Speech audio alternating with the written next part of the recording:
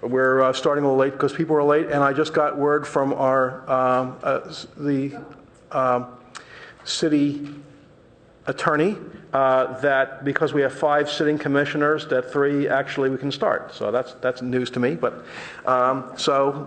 keep all of you from having to wait longer. So will Secretary please call a roll? Commissioner Alchek. Vice Chair Keller. Present. Commissioner King. Present.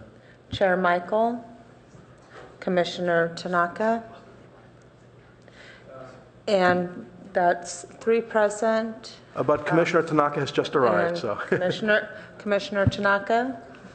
Okay. And for this evening, Vice Chair Keller will be acting chair, and Commissioner Tanaka will be acting vice chair. And for the record, we started at 6:11 p.m. today. The first item on the agenda is oral communications. Do we have any members of the public who wish to speak on any item that is not on our agenda? Seeing none, we'll move on to the next item, which is the director's report. Thank you, Chair Keller. Just a few things to note. First, I'm sure you all heard today our sad news, but Aaron's good news. Aaron, who's been the assistant director here for a couple years, is leaving us for a great job in Redwood City, and we're really sorry to see him go. He'll be with us through basically through the end of the month, and then I'm sure we'll all stay in touch. Other items upcoming on your calendar to note. First, on April 21st, the City Council is scheduled to receive your recommendation on the Cal Ave concept plan. And so if you want to attend and watch that'd be terrific. The council's received it already, but the agenda report is making its way to them probably this weekend. The other item on their agenda for April 21st is tonight's ordinance. Should the commission recommend it to council, it will be scheduled on their council's agenda for April 21st. Then I wanted to make sure the commission's aware that on April 23rd, we're hosting a public meeting called Who Are We? It's part of the Our Palo Alto initiative. It'll be held in the downtown library. I think it starts at 6 o'clock, but I think you should have received a flyer from us. I encourage you to attend. It's about changing demographics in Palo Alto and what that means for planners like us. I think it'll be really interesting. 3 really interesting panelists, and Sid Espinoza is going to moderate. Then on April 5th, I wanted the commission to know that the council will be considering the commission's recommendation on the comp plan. So all of the, May 5th. All of the recommended elements that the commission's been working so hard on have been transmitted to the council, and they have a study session scheduled for May 5th. And that concludes my report. Thank you very much, and I'd like to also thank Aaron on behalf of the Commission for his hard work working with us, and I certainly have appreciated his intelligence and thoughtfulness and support of the work that we do. So with that, we'll move on to the first item on our agenda, public hearing. Recommendation of a draft ordinance modifying Chapter 18.16 of the Palo Alto Municipal Code to address sidewalk width and building setbacks, setback and build-to line standards and context-based design criteria along El Camino Real, and B, to reduce the allowable floor area ratio on CN zone sites where dwelling units are permitted at 20 units per acre, and 2, Palo Alto PAMC, Palo Alto Municipal Code, Chapter 18.04, to adjust the definition of lot area and to add a definition for effective sidewalk. So I'll open the public hearing. I guess we'll start with staff report. Thank you, Chair Keller. The last time we met with you on this item was February 26th, at which time you suggested that staff visit with the ARB with a couple of concepts. We did that on March 20th. We also had an outreach meeting with some folks that we sent notice to. We had several folks show up, property owners along El Camino Real, had a good conversation. Tonight we have before you the ordinance that we are intending to take to council. The intent of the ordinance is new buildings. I have a little background on the El Camino zoning and guidelines. I have a few images of buildings, both constructed and approved. And I just want to clarify the focus of the ordinance is to allow for flexibility in the review of buildings coming forward along El Camino. This is the first phase of a two-phased approach, and we will be coming back to discuss other thoroughfares.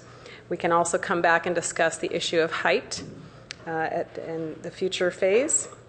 So let me go ahead and show you a few images. This first is the right-of-way of El Camino, indicating that the existing sidewalks are 8 feet wide, and many buildings are placed at 8 feet wide.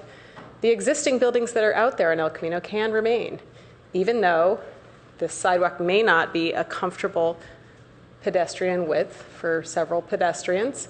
It is serviceable, and the existing buildings can remain and be modified without chopping off a portion of the building to widen the sidewalk. I wanted to show you an image from back in the day before we had the South El Camino Real guidelines. In the CN zone, we used to require a 10-foot front yard as a landscaped screen. So there was an 18-foot curb face to building wall back in the day. The El Camino guidelines of 2002, they were not adopted by council, but they were incorporated into the 2005 zoning code. The vision is a vibrant corridor with one or more distinct centers rather than a commercial strip that has been the history of El Camino. The goal is to have diverse uses and pedestrian nodes linked by corridors. In 2002, the design guidelines were updated. We had a consultant. We had public meetings on this. That is the origin of the 12-foot effective sidewalk width that includes trees and planters.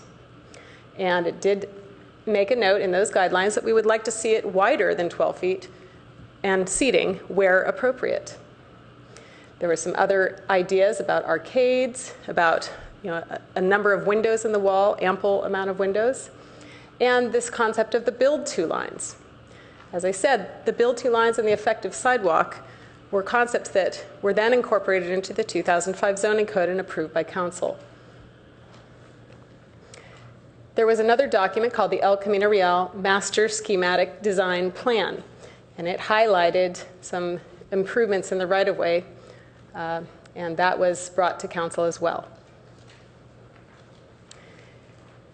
I have images of El Camino Real buildings that were constructed following those guidelines of 2002 and the zoning code of 2005, where the effective sidewalk width and the build two line was addressed.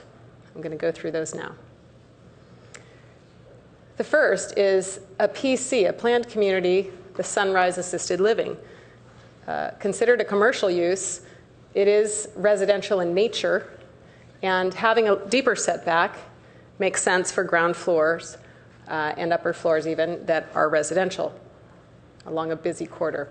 You can see also in the distance, the building, the sidewalk is not a straight shot. It adjusts going north. Here's the Arbor Real project. Again, residential, a greater setback, and 2 trees, an allée of trees, providing a comfortable experience for pedestrians. Again, ground floor residential. Here's a mixed-use project. We've had a number of mixed-use projects over the last 10 or so years.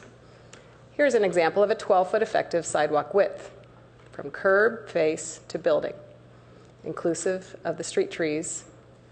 So in essence, it's a front yard setback of 4 feet from the property line to the building. Here's the Keys School. not too many windows. The function of this did not support windows along the street. It's unfortunate to have no windows along the street. We hope for that. And you can see there are not a lot of street trees.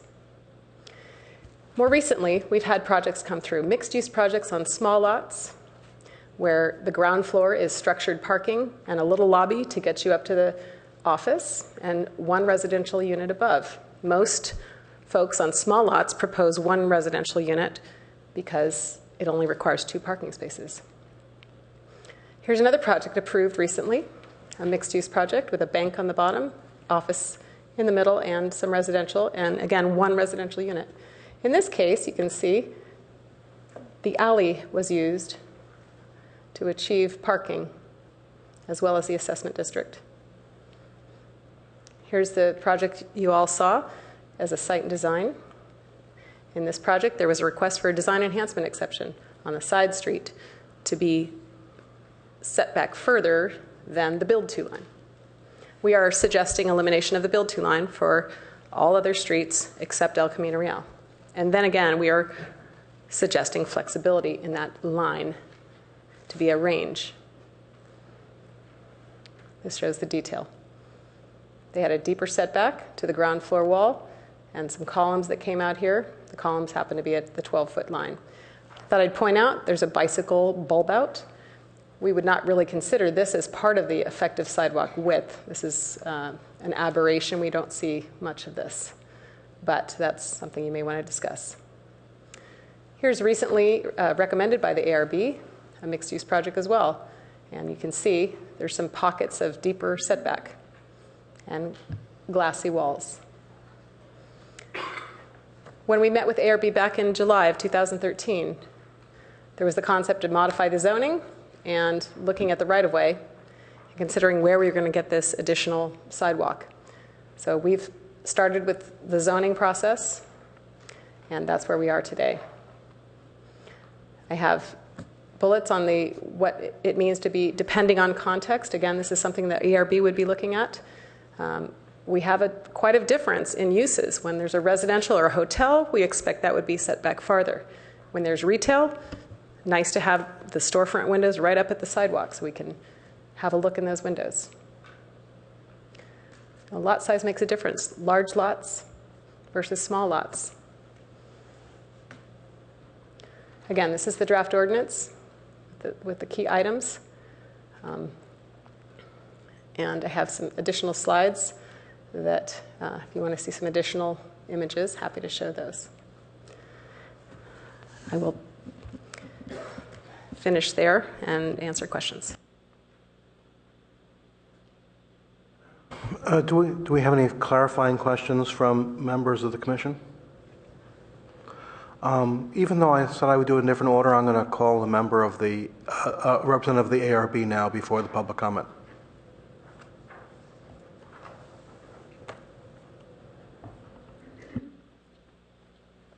All right, thank you very much for including me tonight. I appreciate the conversation. Randy Pop, representing the Architectural Review Board today. And I think what I want to relay is that we didn't have much further discussion about the sidewalk setback, as it were. We talked briefly about the concepts that were brought forward here, and I think the consensus within the board was that we really should stick with this idea of having a range of depths available, a minimum, but a range beyond that. And the board confirmed their commitment to individual, project-by-project, context-based evaluation as we go forward. The one thing that I think the board reacted strongly to, and I guess I'm jumping forward here a little bit, but in regard to the CN zone language change that was being proposed, there was not any concern in regard to the increase of density from 15 to 20 per acre. But we all felt there was really not just a unanimous but a very strong opinion that a reduction in FAR in conjunction with that was a real mistake.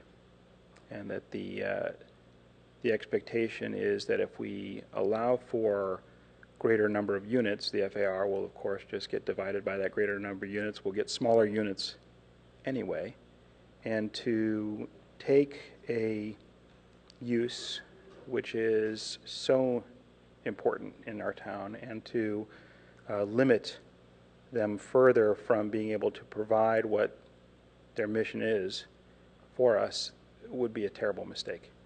And so really wanted to bring forward the board's opinion that we encourage you not to support any reduction in FAR in the CN zone if a project takes advantage of the increased density of 20 per acre.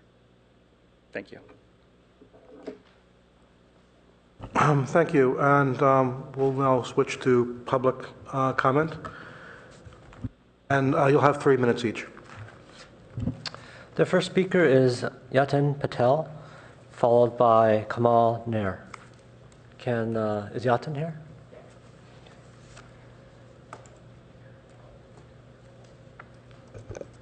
Good evening. My name is Yatin Patel. I'm a local real estate attorney and a hotelier, and we own a property on El Camino Real, just south of Page Mill Road. So we did attend the town hall style meeting about a week and a half ago, and there was a lot of concern about, sort of the impetus of why we're going through this discussion. What's the impetus for wanting wider sidewalks along what amounts to, really a highway. El Camino Real is not really pedestrian friendly. There aren't very many pedestrians walking up and down El Camino generally. And a lot of the owners along El Camino felt that, for pedestrian friendly type things, we've got California Avenue, we've got University Avenue, we've got Midtown, that there are other places to sort of achieve this, pedestrian. There are other areas in Palo Alto that are pedestrian friendly, certainly not, the King's Highway. Specifically with respect to the proposed amendment, there were several scenarios. I know it addresses, flexibility of, depending on what use you have. There was some real concern about whether, what happens in the case if there's a fire and it burns your building down. Well, now are you governed by the new amendment because technically you're redeveloping, or you may need to redevelop, or are you still grandfathered in? So these are some of the things that we didn't feel like were addressed. The other thing is, I think most people wanted to know, again, why are we going through this exercise? Is it because there's a public clamoring for buildings not to be so close to the lot line in reaction to the supermarket on Alma, or is there, some other reason why we're pushing for this? I personally brought up the fact that, if you've got one property that's redeveloping and the neighbor's not redeveloping, well, then you might have an 18-foot sidewalk for, maybe 50 feet, and then when you get to the next portion of the sidewalk, well, now you're going to have an 8-foot sidewalk. So the inconsistency of the potential inconsistency of the sidewalks, even on the same block. So these are just some of the concerns. We don't feel, I think the last point, I know I'm supposed to sum up here, but the last point is that a lot of owners felt like it amounts to. You can finish your sentence. Okay, a lot of owners felt that it amounted to a taking of their property. If they want to sell in the future, then they basically have to forfeit 10 feet, from, if they're selling to a developer, the developer is going to take that into factor, and their property values may go down. Thank you. The next speaker is Kamal Nair, followed by Ken Wing.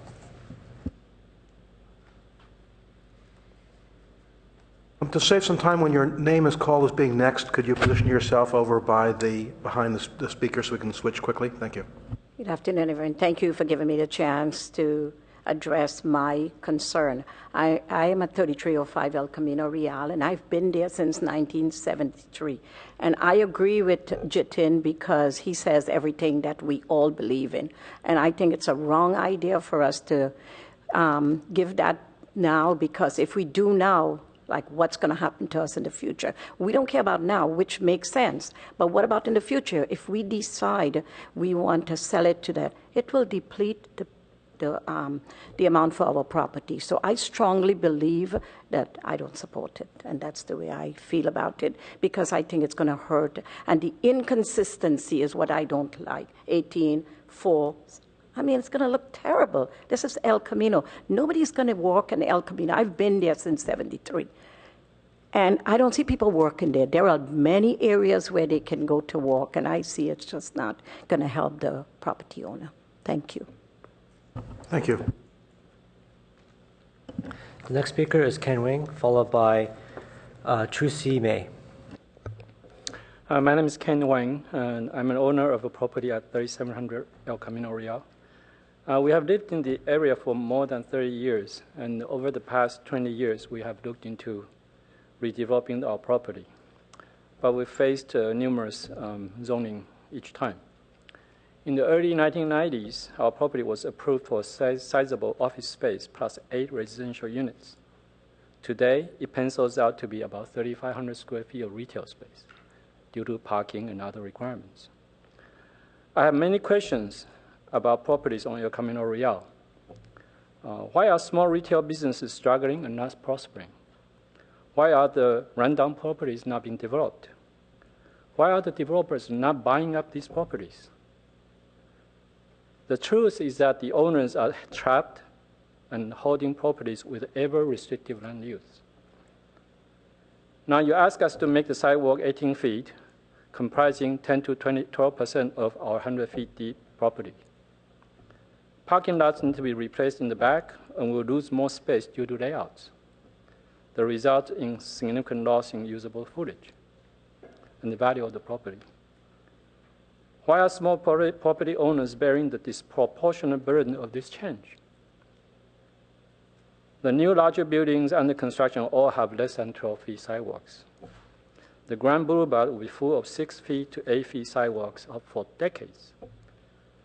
Palo Alto City seems to be focused on larger development and is oblivious to small property owners. Cafe Baron is often used as an example of an ideal development.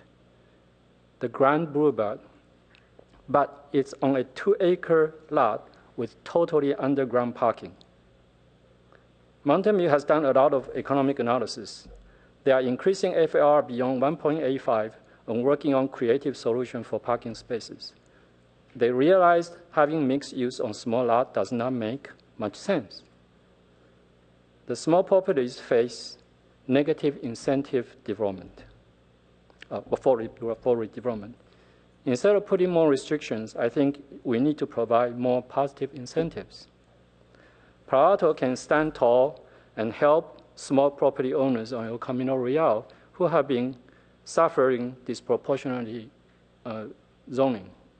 We'd love to see a lively El Camino Real, but 12-foot sidewalk is more than wide enough for small lots. Here are some proposals that can help some of the El Camino Real properties. Allow small lots to be residential only and at a higher density and taller. Residential use has the most effective land use and least traffic load. Allow shallow lots to have shallow sidewalks and reduce the rear setbacks. And many alleys are totally underutilized. Thank you. You can sum up just. Okay, yes, I'm almost done, yes. Allow them to be used for parking access and allow them to be set back to allow higher building to be built. I understand that we want to have a Grand Boulevard, Champagne LSC-like style, but guess how many years you take? Thank you. Thank you. Next speaker, please.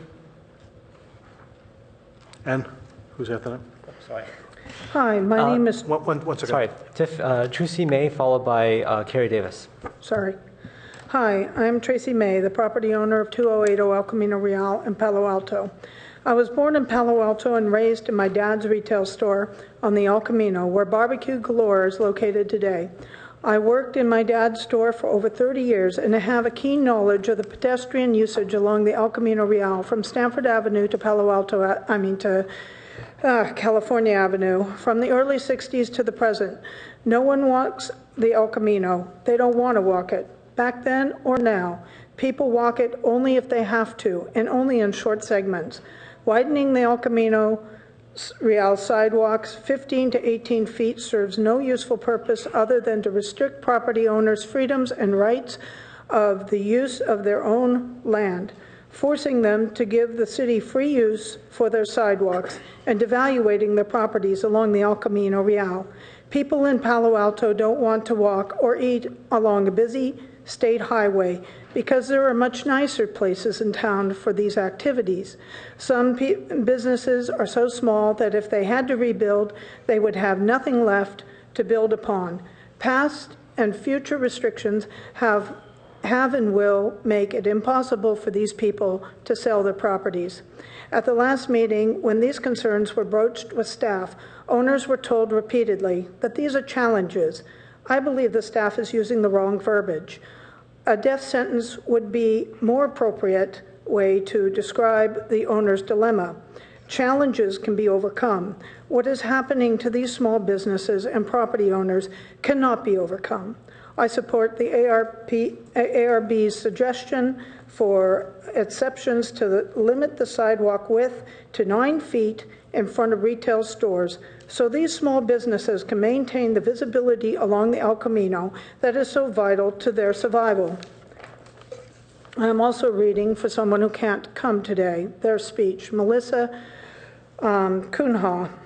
As an owner of the property at 3876 El Camino Real, I do not support the city's proposition regarding setbacks and use of private property to widen the sidewalks of El Camino. I find it absolutely unreasonable and absurd that the city would try to take away private land that my family has struggled and worked for years to hold on to. This proposition does not only forcibly strip land from us, property and business owners, but it decreases our revenue directly by making business less visible for customers. Therefore, if the proposition passes, it will make it impossible for me to be able to afford to remodel my property. Thank you very much. Thank you. The next speaker is Kerry Davis, followed by Brian Knudsen. Okay. Good evening. I'd first like to speak for Mr. Hassan Bordbari, who is the owner of the location at 3880 El Camino. And this is how it reads. I am outraged at the proposition of the city taking my land and using it to widen the sidewalks of El Camino, the same land that I have worked my hands to the bone for. Palo Alto property is valuable. The property is difficult to secure and finance as a small business owner and resident of this beautiful city. Even if this proposition does not affect me in the near future, it will unjustly bring about excessive losses to those that have worked diligently to secure properties like mine. I am a simple florist. The business is not all that profitable, and in my old age of 60 years, learning new trades is an arduous and bleak endeavor. I am in no way greedy, and I have worked for every dollar I have. I have worked 15 hours a day, 7 days a week for longer than I can remember. Securing this property has taken a toll on me and my family. It just does not seem fair for the city to take away a part of all that I have to live on and also of my children. And this is from myself.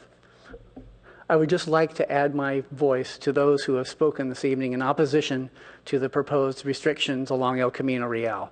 We who own properties derive our livelihoods based on the square footage of our stores.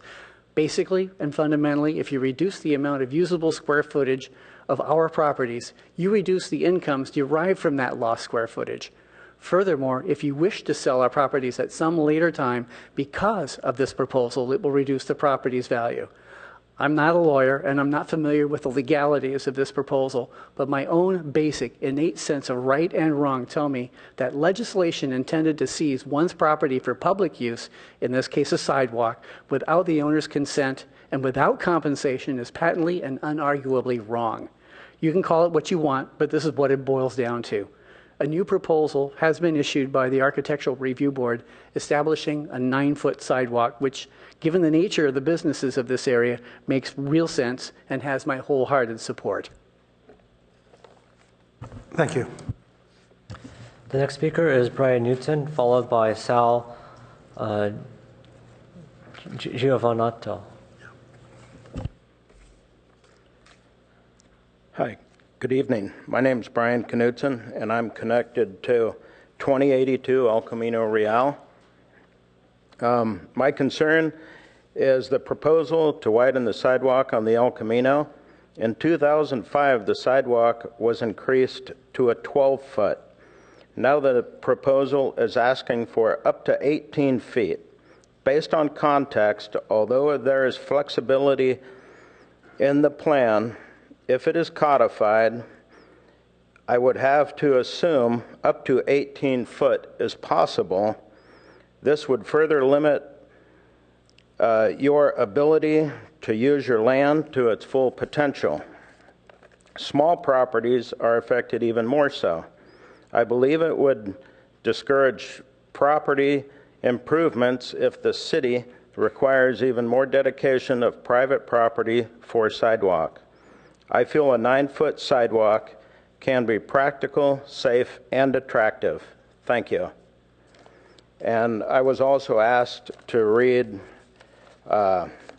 for Matthew Boardberry. He's out of town today. He owns the property at 3878 El Camino. And he's asked me to read this on his behalf. And he says, the city's proposal to widen the sidewalk in El Camino using private property is ridiculous.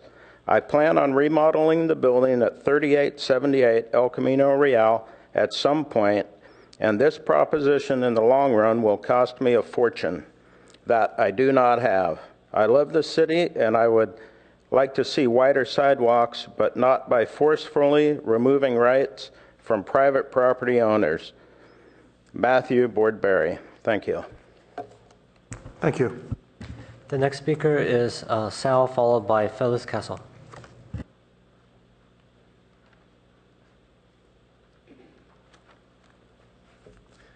My name is Sal Giovannato. I'm not a good speaker, and sometimes I'm a little bit hard when I talk, but let me tell you a little bit.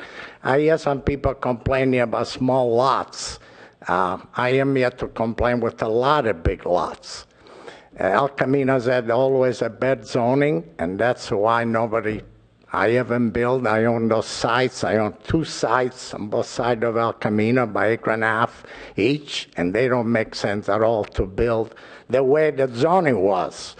Now, the way they want to do now is to seal the forever that I will never develop.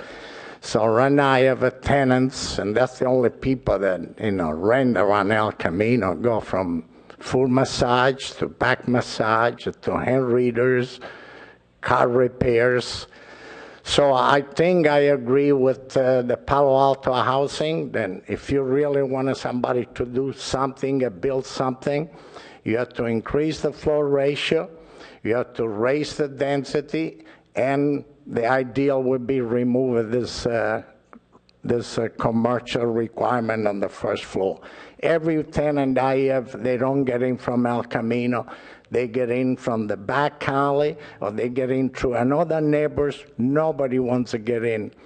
I have an office building called the 10 building. It's an office building, which is located on El Camino, and the front doors are sealed. I've been over the building, 9,000 square feet or more or less, 2-story, vacant since when I bought it, 7 years ago. No takers. So I think the only way the El Camino can be viable is allowed to put a housing, high density. As a matter of fact, that's what you say. I read on the paper, all this designated lot should be residential. But on the other hand, then you tell people, no, don't do. We want you to put a commercial on the first floor. We want to limit your floor ratio. We want to make sure you set back. So it's not, it just doesn't make sense. So if you want to evolve El Camino, just allow a higher density and maybe remove this commercial requirement on the first floor. Thank you very much. Thank you.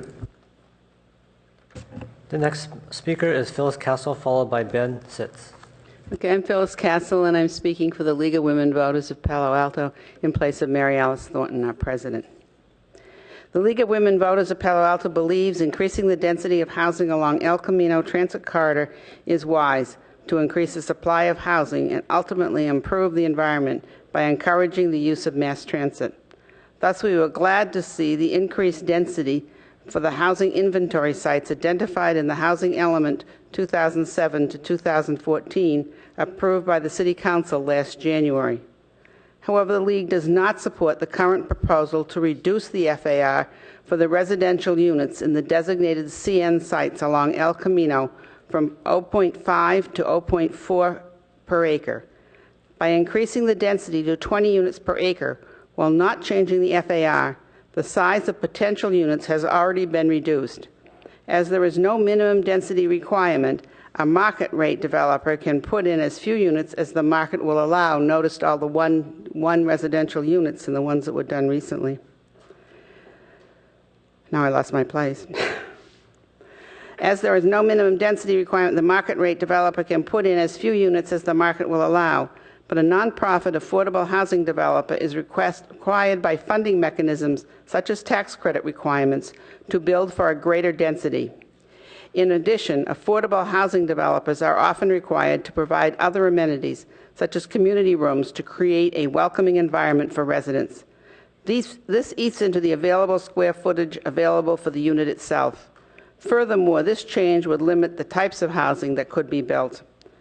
The League of Women Voters of Palo Alto believes that placing denser housing along transportation corridors is good for the environment and our transportation systems, as well as for the people who reside in those units. Please do not create further barriers to the development of affordable housing along this corridor. Please do not reduce the FAR for residential units where dwelling units are permitted at 20 per acre. Thank you. Thank you. The next speaker is Ben Sitz, followed by Simon Sitz. Hi, my name is Ben Sitz. I live at 2823 Kipling Street in Palo Alto, and my family owns two properties on El Camino, one at 3885 El Camino, the other at 3565 El Camino. And my brother will address the particular properties and the history and so on. What I'd like to do is to say that I see this as really involving two issues. One is the build-to-line requirement that the city has had, which has resulted in reaction from the public because of large projects that have been built where that requirement has been in place. And I think of Mickey's Market and some other large developments. I think the build-to-line, removing the build-to-line requirement makes sense. It makes sense for those large properties where all of a sudden you have a big mass at the street. That's not an issue where you have a 100 feet wide or a 50-foot wide piece of property, one that might be set back 8 feet, one that might be set back 12 feet. It's not an issue for those small properties. I think it's a good idea to remove the build-to-line requirement, but I don't think it's a good idea to require a setback beyond that or to give the implication that a setback is going to be required. The second issue is this Grand Boulevard idea. And a lot of people have spoken about this, and I've lived in Palo Alto a good part of my life, and I would agree with what they say. One doesn't go to El Camino for a stroll. One goes to El Camino because one has a particular purpose of doing something and then getting back on that highway and going to wherever they're going. And I think to use this Grand Boulevard concept as a basis for action is only going to hurt the property owners in Palo Alto and force them to sell to developers. And I don't think the city wants to force people to sell their property to developers in order for them to be able to build something here. Thank you very much. Thank you. The next speaker is Simon Sitz, followed by our last speaker, which is Joseph. Joseph. Hello, my name is Simon Sitz. You just heard my brother. He and I very rarely agree on anything because we're brothers, of course. But in this case, I do agree with what he has to say. I want to talk a little bit about the history of the properties and whatever. One of our properties located in El Camino, you may be familiar with, many people. It's called Craft Mattress. They've been there for over 40 years. Now there have been about 3 different owners over that 40 years. The one that's there currently has been there for 20-some years. If you walk along that area, you'll notice that these are all small mom and pop businesses. These are how people make their livings. This is really important to them. And the changes that you folks are proposing are hurting these small businesses. They're not going to move to Stanford Shopping Center. Okay, El Camino is the environment. They've been there. They're there because they make money. Okay, and why do they make money? Is because they serve the people of Palo Alto. People of Palo Alto come in those businesses, Craft Mattress in our case, or auto repair. El Camino is one of the few places in Palo Alto where you find a variety of things. I mean, you don't find that on University Avenue or California Avenue. There's a variety of businesses on El Camino. And the sorts of things you're proposing here are hurting the small businesses, are hurting the small business owners, and they really have nowhere else to go. And I was not able to attend the community meeting a few weeks ago, but I did get a copy of this proposed ordinance here. It says findings and then lists various things like bicycling and consternation in the community about so on and so forth. The one finding that you didn't find is that businesses and commercial property owners are concerned that these changes will negatively impact the viability of the El Camino Business District. And you've heard all of these people, yet that's not a finding. Maybe because you didn't ask. Okay? No one asked me. I didn't even find out about this until I got one of these cards a month or so ago about the ARB meeting. Businesses in Palo Alto, especially the ones on El Camino, really need the support of the Planning Commission and the City Council, and they don't need what you folks are proposing. Thank you.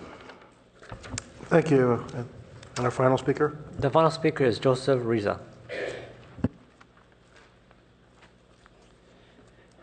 Hi, my name is Joseph Rizza. I own the property at 3401 El Camino. It's on the corner of Fernando, which is that's the northernmost border of the Barron Ventura node.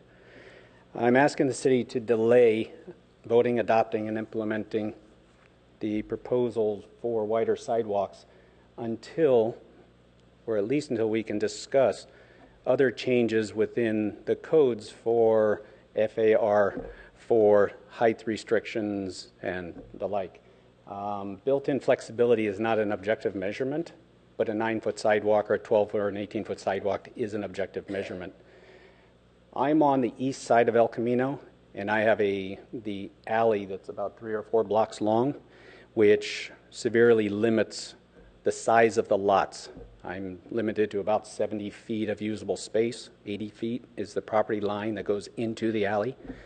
And taking up to 10 more feet from the property line for setback, when we decide to improve the building, will severely impact parking. We're not in a parking district, as are most of those projects that were shared with us earlier. And it just limits any uses of the building, especially if we have to have 50% frontage on El Camino. Accessing parking is not congruent with setting the building back and requiring 50% of the setback. So I'm asking to delay this and have the city planning department discuss with the building owners. There's a reason why these buildings have not been improved. Most of us have come to the city at one point or another to improve these buildings only to get shut down and be told of the limitations that our properties have. I have less than 1/4 of an acre. So to be able to improve these buildings, We want to work with you to improve these buildings, not get further restrictions. Thank you. Thank you. So first, thank you to all the speakers. I'll return it back to staff who you may wish to address some of the comments made by the speakers. Do you want us to ask you questions, or do you want to go ahead and address them on your own? Yeah, I mean, I'm happy to answer questions. You know, we were there, both the director, Gittleman, and myself were at the outreach meeting. We heard the concerns. The ARB, we heard that recommendation for the 9 feet. We had council direction, and so we're as asked by the council, we are coming back to the council with the recommendation that they directed us to do. They will be privy to all of this, the minutes, the discussion, and they can choose to delay adoption if they if that's what they want to do for further discussion. But we committed to a timeline getting it to them. Great. So let's start off with a 3-minute session for each of us in terms of asking any questions, and if we need to go a little longer, let's just ask questions of staff. And in particular, if you want to ask questions that may have been asked by members of the public, that's fine. So who wants to lead us off? Okay. Commissioner Olczyk. Okay. At our recent retreat, we discussed being more efficient with our time and specifically using our commentary to articulate our views clearly, highlighting areas where we have concerns quickly so that we can engage in more rounds with each other. With that in mind, I'm going to do that. During our February 26th meeting, I shared my support for the Grand Boulevard Initiative. We should have a grand vision for this thoroughfare. Our city is not the only city working on this. I think over 30 cities from San Jose to Daly City are attempting to grapple with the issues involved here, and I would argue that so far Redwood City has demonstrated the greatest level of competency with respect to this initiative. And to be clear, in my view, the vision is not that residents from all over, from all corners of Palo Alto will get in their cars and drive to El Camino and walk up and down the sidewalks. I think the idea is to create a more inviting framework for mixed-use residential development all along El Camino. And the idea is that future residents of this area can enjoy a walkable, retail, and restaurant-friendly community. I think the soul of this initiative is about increasing density. In fact, I think any effort to reduce the potential of a lot's redevelopment is unacceptable. And I feel like I'm being put in a very difficult position here because I support this vision. I think that we have to articulate a ordinance that considers increasing the FAR, not keeping it the same, dramatically increasing it. I can't imagine a scenario, and I said this last time, I think I said it when we talked about the design guidelines, I don't remember. There's just, I refuse, and I say this to you guys directly, I refuse to support any initiative where we increase sidewalk space, we reduce the developable square footage on these lots without dramatically increasing height. I think the idea is about redevelopment. With all due respect to our palm readers and our massage therapists and our car repair facilities, I hope they continue to be successful. But our goal here is to increase the walkable livability of this place. And I think we do that with dramatic increases in density. And I think we get greater density with greater height. And this should be a canyon. I think someone described it as a canyon, not like a 2-story or 1-story Route 66 style thoroughfare. So I just want to throw it out there. I have serious problems with the idea that we don't have greater height allowances. I know that the city said something like they're going to explore height increases at a later time. I think that's a mistake. And it's such a big mistake that I can't support this initiative without us considering height increases and density increases, so that all of these business owners come back to us and say, I think this is the greatest idea ever. I cannot wait to redevelop my property. It's going to have a florist on the first floor, and there'll be, 6 stories worth of awesome office space and retail and restaurant. And not all restaurants have to be on the first floor, by the way. So. Before I go on to the next speaker, I'll just ask a clarifying question from the city attorney, and that is, in terms of the notice for this meeting, do we have scope to be able to address the issues that Commissioner Alchek brought up in terms of the ordinance? Would there be sufficient notice for doing that? Yes, Cara Silver, Senior Assistant City Attorney. You certainly can talk about them in terms of an overall recommendation on further things to explore, and as sort of conditions or caveats to your recommendation. But we can't get into the particulars of drafting a motion without further notice to concerned property owners. So the suggestions that Commissioner Alchek, he can make them as ideas, but we can't put them in the formal ordinance that we recommend to the City Council tonight. Yes, that's correct. Thank you. But we could. The next person, Commissioner King, do you wish to go ahead? Acting Vice Chair Tanaka. So I have a question for staff. So the way the draft is, the ordinance is drafted right now, can you walk through in terms of, in your mind, is there loss of development for the property owners, or is this mitigated? And maybe you can explain either way.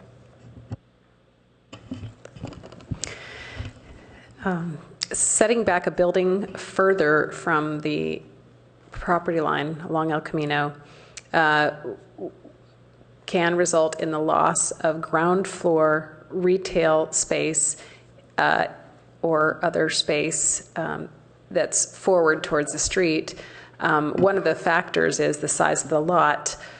A larger lot and access from a side street, let's say, might be able to use the underground area for parking, in which case there's more ground floor to extend that ground floor retail area, let's say, farther back into the property. So I think it's a balancing act. When there's a lot size concern, I think it as these property owners are mentioning, it's quite burdensome in a smaller property parcel setting than in a large parcel. We've seen assemblage of parcels, such as the Equinox development, where they can go underground, or they can make use of the property size to not be as affected. The city attorney may have other comments about that taking. Yes, in answer to a question of whether this is considered a taking of property rights, which would be legally compensable, the answer is no, we don't think that is the case. This is a development standard, and so cities have well-established powers to adopt development standards on properties. Setbacks and height limits and those types of things are very common development standards that all cities impose. And of course, it should be emphasized that this particular ordinance, the way it's drafted, does not require property owners to dedicate that extra setback to the city to be used as a sidewalk or right-of-way. It's framed in terms of a setback rather than a dedicated right-of-way. Okay, great. Thank you. For the cases of the smaller property owners, how can that impact be mitigated? Because I think some of the property owners make a good point that this is kind of a disincentive. So maybe can staff talk a little bit about how some of this is mitigated in this ordinance, in this draft proposal? Again, I think the flexibility provisions that we've placed in here, I think, do allow the ARB to provide a recommendation as to allowing the building to be closer, again, based on context, which we've tried to give indications about what those types of things, including land use, property size, and other factors, including nearby buildings and such. You know, if it's a retail use, having the building come farther forward towards the sidewalk and not having it farther back probably makes sense on a smaller lot. And so I think there is flexibility in the ordinance to allow for that. If it's an office use, you know, the second floor might be a good place to put the office, and that can come forward a bit as long as there's room for street trees to grow. You know, so if the ground floor is set back in a comfortable, to allow comfortable walking and maybe some landscaping, the upper floor can come forward and maybe make up the difference at the second floor level for the floor area, not at the ground floor. Again, the property owners do get squeezed because parking requirements, they've got to put it somewhere. So that's going to restrict what can go on the ground floor anyways.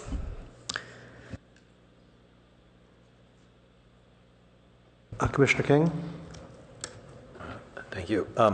So let's see, regarding, and I'm trying to follow here, I see on ARB the recommendation to not go with the reduction FAR, and I'm trying to find that in the reference to the changes that you made in this. So are we, as the ordinance is written now, are you saying we are reducing the FAR as it's proposed?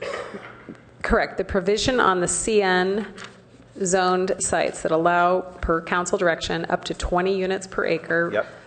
It's not a requirement to provide 20 units per acre, but it's an allowance for that. If the property owner so chooses to provide 20 units per acre, then the floor area is reduced as the ordinance suggests or states. If they choose to do a 15 unit per acre product, the floor area is the same. It's a 1-to-1 along El Camino. It remains the same as it is currently? Correct. Okay. And so part of that goal, I believe, was to, the thought was the more studio, if you focus studio 1-bedroom, that then you're going to get less impact on the schools, probably more people who use transportation. Do we believe that the market conditions would be such that those units would be built smaller? I guess under the two scenarios, higher FAR or the lower proposed FAR and 20 units per acre, what do we think would happen with the type of units to be built? Well, we have had some feedback from the Palo Alto Housing Corporation that believe that this is not a good idea as they've communicated, because it's, again, a challenge to provide more units and yet be further restricted with the floor area. So I guess that's a comment from an active user of, you know, increasing density for affordable housing. Okay. And then I guess my other question is regarding this issue around smaller lot sizes and the impacts on them.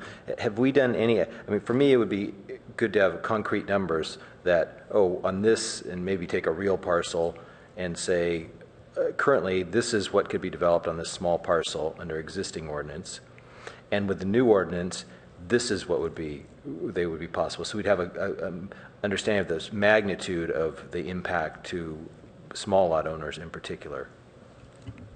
Yeah, I can respond through the chair. I think it's a good idea to show graphically, visually, what the ordinance would manifest in implementation.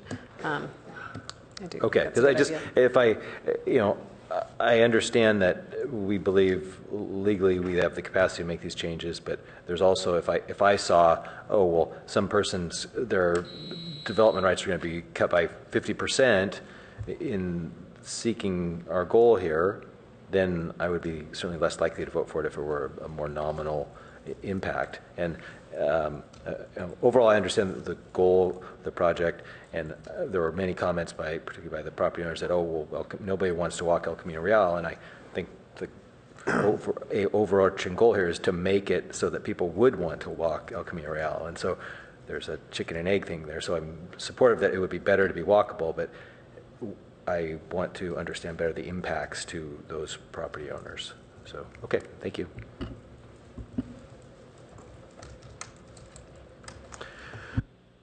Thank you. So, a few questions. Firstly, if existing businesses you have existing small businesses in a property, and the property isn't redeveloped, in other words, existing small business can stay, that's less likely to hurt the businesses than if the existing businesses than the property is redeveloped, or am I confused? I think you're saying if the existing business stays, they don't have to do anything. I mean, and if they redevelop, then they do have to do something. The existing business has to move somewhere else, right? Well, or they don't or have close. to move, but yeah, if they redevelop the entire property and they're currently at 8 feet and they want to put an office there, they will face coming forward to an ARB that takes a look at the use, ground floor office, let's say, and they may, suggest that go farther back from the sidewalk. But what I'm saying, if you tear down the building and build a new building, the existing business has to go somewhere else. Oh, I see what you're saying. I didn't get that. Yes, there's a time period for construction where it's pretty hard to operate a business. Right. So for existing businesses, redevelopment doesn't help the existing businesses. It might help the new businesses to go in there, but not the existing businesses. The second thing is in terms of walkable community. If we basically only build housing and don't build retail, how does that help a walkable community? Or maybe it doesn't. Well, there is housing on El Camino. Arbor Real is one such project, and for better or for worse, it's there. There are trees on both sides of the sidewalk, and I think the vegetation has grown in nicely, and I think it's no longer the poster child for right. something that's horrible. I think there is a possibility that residential works in certain situations. We want to encourage to have ground floor, commercial or non-residential, but it's worth a discussion. If we had retail dispersed through El Camino, then for the housing that's added, would that increase its walkability? Or if we had 100% housing and no retail, would that improve its walkability? I don't think we want 100% residential along El Camino. I don't think that would improve walkability. No. Thank you. Okay. And in terms of transportation corridors. The consideration is to the extent that people live on El Camino, do we expect them to only use the train station? Do we expect people to be driving at all? I mean, do you have an idea of what the mix is there? We would hope that some would choose to use public transit and bus rapid transit when that comes along. Maybe not so much bicycles along El Camino, but we would hope that. We wouldn't expect that everyone would choose to use transit. But the bus rapid transit stations are at downtown transit station, California Avenue, Charleston or Astudillo, and those are the only bus rapid transit stations in the city. Is that right? That's the plan. They don't exist today. But they're eventually, not, at least that's the 522 stations. They're not going to plan on it anymore, I don't think. Correct. Well, the EIR is going to be released soon, so there's no determination made yet where the bus rapid transit. I think to your overall point, though, the question isn't whether or not people are not going to drive. I think the overall goal is to have people who drive at a reduced rate because they're near different types of uses. They're near a corridor where there's different options versus in single-family home neighborhoods, there is no option except the car. Great. So I think that's the overall goal, is reduce rates of auto ownership and driving, but not complete elimination of it. Thank you. And I'll ask one question to the city attorney about that was brought up about disaster replacement, because I don't think that was addressed. And if a building which is there existing and presumably non-conforming with the new zoning were to be burned down or destroyed in an earthquake, Could they rebuild the exact same building in the exact same space if they didn't add any square footage and didn't change the footprint of the building, didn't change everything? Can they rebuild it exactly in the same place? I'll defer to Amy on that one. I have my finger on the pulse of the fire damage here in the code. We do have the non-complying facility replacement provision here. So, you know, if it talks about if the cost to replace or reconstruct a non-complying portion of a facility does not exceed 50%, then the damaged portion may be replaced or reconstructed. So, you know, if it's 50% of the building goes down in a fire, they can build it back to what it was. If the entire thing burns down, then they get to keep the amount of, per this one section, they get to keep the amount of floor area that was there before, but they do need to follow the rules for the other development standards, such as height, setback, et cetera. So I guess we'll go around the same order. You, Commissioner Olchak, and why don't we give people 5 minutes to have longer comments? Thank you. So I know that you had suggested that, to a certain extent, some of these changes that I'm mentioning can't be incorporated because of the way that notice was put out. I'm suggesting that moving forward on this version would be imprudent, because it lacks those fundamental components. So I'm not suggesting that our recommendation tonight include a vast number of changes. I think our recommendation should be this is not ready because it lacks. I think we should not recommend. I'm seeing our city attorney's face look quizzical, but my suggestion is that we don't recommend this draft ordinance in its current form. I want to share with you guys, I recently attended a 3-day conference that was for the planning commissioners that was hosted by the California League of Cities. And on the 3rd day of the conference, the keynote for the closing session was this gentleman named Tony Seba of Stanford University. And his presentation was entitled, "The Future of Transportation, Megatrends That Will Soon Disrupt Public and Private Transportation." And I can't articulate everything he said, but the gist of it was that in 15 years, this professor of clean technology and entrepreneurship at Stanford, the gist of it was that within 15 years, or in 15 years' time, the market penetration for self-driving automobiles will be overwhelming. So whether or not you believe that in 15 years' time you're actually going to buy a self-driving car, I think sort of the point I'm trying to make is that Mr. Sibba suggested that self-driving cars could operate in lanes that were half the size of our current lanes. Our current lanes are sort of twice the size of cars. The point is that we are very inefficiently using our highway and road space. And when I'm suggesting these density increases and these height increases, and people look around and they go, how the heck is this going to get parked? And my lot's only, X square feet, and how could I possibly have a retail space and 6 floors of mixed use and be able to park it? The point here is not to create an environment where it's quid pro quo. Well, we took away some sidewalk space, but we gave them a little more FAR. I think our goal here should be to encourage redevelopment. So we should be giving a lot more than we're taking. Or we should be presenting an environment that is rich with opportunity versus like some sort of fair trade of space.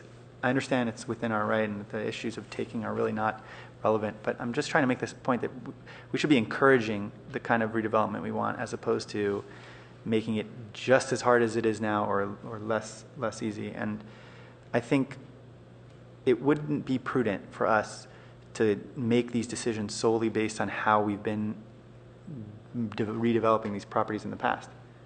I think we have to consider what the 15, these buildings that are going to get redeveloped, all of these owners who are considering redevelopment, their buildings should hopefully last 60 to 50 to 60 years, I'm hoping. Many of our buildings in the downtown are that age, that are being considered for redevelopment. So in 60 years, I hope I just push a button and I get to work. But that's besides the point. The point is that we need to encourage this redevelopment, and the Palo Alto Housing Corporation doesn't support some of these components of this ordinance because it discourages housing. And I think that you heard Board Member Pop suggest that that was a problem from the ARB's perspective. And I think we need to echo that, that we have those concerns too.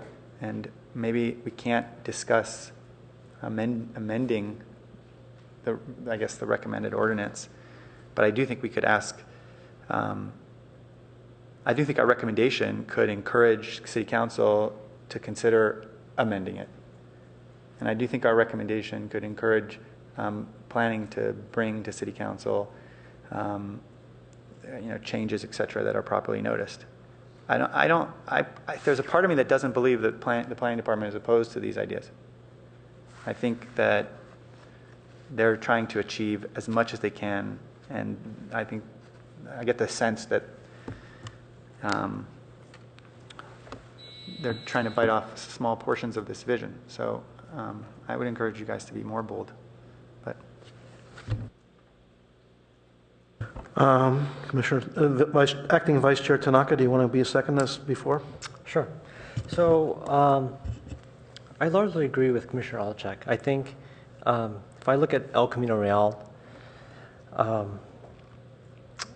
there's a lot of property there that could be redeveloping in terms of I'm not sure it's the best use of land as it is today, and so I think encouraging redevelopment is actually a good thing. I'm not sure we have the right notice to discuss all the issues, but I think having incentives to make it a better place is actually a good thing, and we should try to encourage that. I think the goals of what this is trying to do in terms of having a wider sidewalk is actually very important as well. And just because it's not walkable today doesn't mean it's not good to be walkable. I think it is generally good, and I think the future might be very different in terms of the importance of the car, or maybe new technologies, or new ways of transportation. So I largely agree with Commissioner Alchek on this one. Commissioner King. Thank you. Let's see. So I definitely think this is one of the more complex issues that's come before us. And I'm not an urban planner. I am only trying to apply the reasonable person tests. And does it make sense to me? And right now, the impacts are unclear to me of this. We're trying to solve an aesthetic problem, which is always a challenge because not everyone will agree on the problem and the solution. And then the part that I'm hesitant on moving forward is that the impacts are unclear, and I think it would be helpful to have the two analyses I'd like to see fleshed out are, what are the impacts if you took 3 different lot sizes, one at the small end of the range, and again, it would be ideal to see a real, an actual parcel, if that's, if we're allowed to do that, at the smallest end of the range, the largest end of the range, and a mid-size parcel, the median-size parcel, and understand, okay, here's what would happen if that property would be developed to its maximum today, and then post-ordinance. And then the other analysis I'd like to understand is, and this won't be as clear, but is what really would happen, particularly when you look at the affordable housing, or not a Palo Alto Housing Corporation type project, but what would a developer build under the new increased density, and then the 2 scenarios for the FARs. That would help me understand what we think is going to be the impact of making this change to reduce the FARs for a 20 unit per acre zoning parcel. there's obviously an I also think, and this is not atypical, that we didn't hear a lot early when it first came to us. There weren't a lot of people here. Now it's reaching a phase where things are getting closer, and so interested parties, affected parties, are now raising their voices. I don't follow all the logic. For instance, the part about people being forced to sell to developers, if they've got an existing use, an existing building, then it seems to me that they won't be impacted by this. So I don't quite follow that. I don't follow how, if people are making their living from their existing mom and pop buildings, how this change will affect them. In fact, I'm not saying it's the right thing, but if it makes development of that property less likely, then they probably have more chance of staying there, and certainly if they're in a lease. I mean, I look down El Camino Real, and I can't think of one single building that's been redeveloped, and the owners of that building and the existing business stayed in that building. I just am going down the Chipotle, First Republic Bank, the State Farm, the dentist, all of those, someone new comes in and at much higher rents. So I'm not quite following the logic that this is going to turf people out of their current use, mom and pop use. But I do understand that it would impact people's net worth. And so maybe if you own that lot and you're the mom and pop store in there now and you want to sell, then that could impact your net worth. But I do not see how it's impacting existing uses. To the contrary, actually. So I, using my reasonable person test, don't think, or I'm not there to move this forward to council and say that we should adopt this without further study and ideally further input from the community. And I'm not sure the best format or venue to open this up to continued discussion, but I would not move forward. Chair Keller, if I can make a suggestion, Sure. I think the ARB set an example here that the commission may wish to follow. Obviously, we could continue studying this, as Commissioner King indicates, but we've been through a lot of meetings on this already. I wonder if the commission would consider a recommendation to council outlining those things that you would like changed. It means that council couldn't, if they accepted your recommendation, they couldn't adopt the ordinance on the spot. They'd have to direct us to go back and make those changes. But for example, the ARB articulated a recommendation to adopt, but with the change to this 9-foot sidewalk width and with the elimination of the reduction in FAR for those sites at 20 units to the acre. The commission could similarly, I think, embrace the vision of the Grand Boulevard and this idea of a walkable corridor and improving the mix of uses and the amount of pedestrian amenities along the corridor. And there's some good things in this ordinance that I think all of you agree with: the changes to the build-to line, the ability to be flexible in terms of setback based on lot size and use. But perhaps the commissioners could agree on those things that you don't like in the ordinance, and like the ARB, recommend that those be deleted or amended. Just a suggestion. Thank you. So a couple things. So firstly, I think that the issue of increasing height, excuse me, which is not something that I agree with initially, is something that will require significantly more study. It is something that is not simply a zoning ordinance type thing. It is really an issue for the Our Palo Alto process. And we're going through this Our Palo Alto process that's essentially a 2-year process, a little bit less than 2 years now, where we are figuring out how much we want Palo Alto to grow, where and how and when. And so that's really the right venue for the decision of how high we should have the buildings in El Camino Real, how much increased FAR we may wish to have on El Camino Real.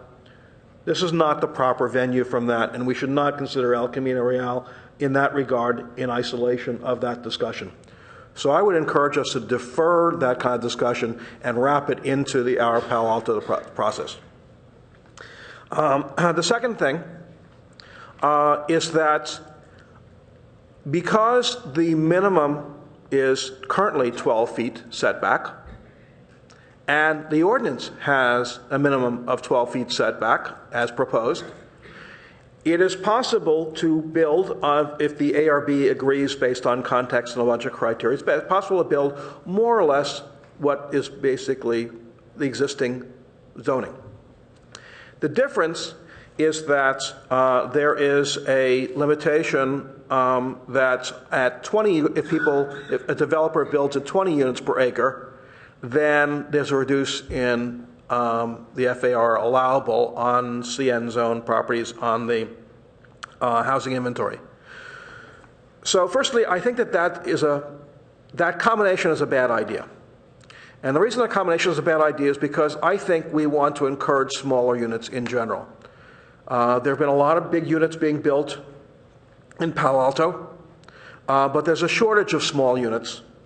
And the demographics in Palo Alto says that we're going to have more seniors, and we also have a lot of young people, 20 and 30-somethings without kids. We need housing for them, and smaller units provides housing for them. This is a disincentive to provide housing for these smaller units.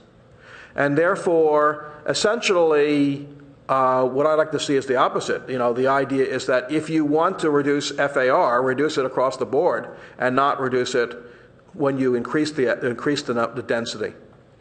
In fact, I think that the main requirements for density should be based on parking and FAR and building envelope and things like that, and people build whatever they make sense within those requirements, as opposed to simply saying, okay, we're going to have some arbitrary number of units that you can require. And I think that makes more sense, because if somebody wants to build small units and they can park it and they can fit it within the FAR, God bless them, from my point of view. We want to encourage that, not discourage that. So I think we were directed with these changes essentially by the City Council. And these changes came from them. They started it in the colleagues' memo. It was voted on the City Council to direct us to do this. So I think that we should, to the extent that we can make incremental changes to what we're being proposed, that's fine. But to the extent that we can move forward on this, on the council direction, I think that that is a good idea. In particular, I have a few things that I think would be worthwhile clarifying. One of those things clarifying was mentioned by staff, and that is if you have a street bulb out for a bus rapid transit, or, for example, for a tree or whatever, that should not be considered part of the effective sidewalk width, because you want that space for something else. You don't really want the building coming out to take away the space that's meant for bus rapid transit. The second thing is that the staff narrative talks about removing the build-to setbacks on side streets. However, that has not been removed from the ordinance. So on pages 3 and 7 of the ordinance, I would suggest deleting that.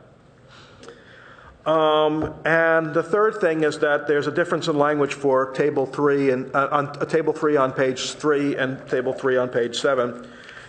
With respect to, on page 3, it says minimum yard for lot lines abutting opposite residential districts or residential BC districts, and the language in table 7 is different from that, and I would suggest conforming that language if that could be possible. And I'm not going to make that as something in a motion, but that's something I would suggest staff do before it goes to the council. So I am going to offer a motion that we recommend to the City Council that they first adopt the ordinance as proposed by staff, with the two changes that they ignore street bulb outs for the purposes of transportation or street trees, and second, that we delete the provisions for minimum of 33% of side street build to setback on tables 3 and 4. That's first element. The second thing is that further consideration of height and in FAR be part of our Palo Alto process and be considered in the evaluation of future growth plans for the city. Just a question on the motion. Was it your intention, I was trying to follow your remarks, was your intention to recommend against the reduction in FAR for the sites that are at 20 units to the acre? Or that's something you want to put in that future study as well? I'm going to leave that there, and I don't think I'm not sure if any of my fellow commissioners would suggest that or not, but to the extent that any of them want, I guess I will put that in there, that I also remove the reduction of the FAR on 20 units per acre, and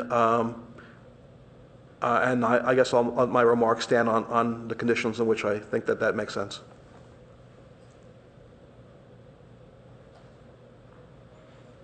Do we have a second?